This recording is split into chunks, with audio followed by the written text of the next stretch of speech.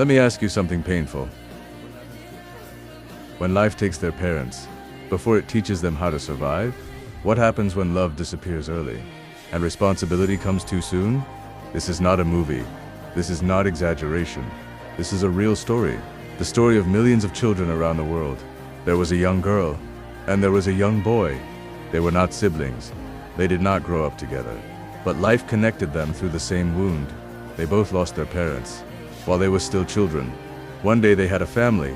The next day, they had questions. No warning, no preparation, just loss. The girl doesn't remember the last words her mother said. The boy doesn't remember the last hug from his father. And that hurts.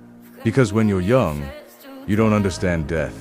You only understand that someone who used to be there is suddenly gone forever. After the funeral, people came. They said kind words. They promised help. They said be strong. But days passed. Weeks passed. And life became quiet again. Relatives tried, but love became tired. Support became limited. The girl was told, "You must behave. You are staying in someone else's house." The boy was told, "You are a man now. Don't cry." And just like that, their childhood ended. While other children worried about toys and games, they worried about food, about school fees, about not being a burden. The girl learned to wake up early, not because she wanted to, but because she had to. She cooked. She cleaned. She stayed silent. The boy learned to swallow pain, because every time he cried, he was reminded that crying changes nothing.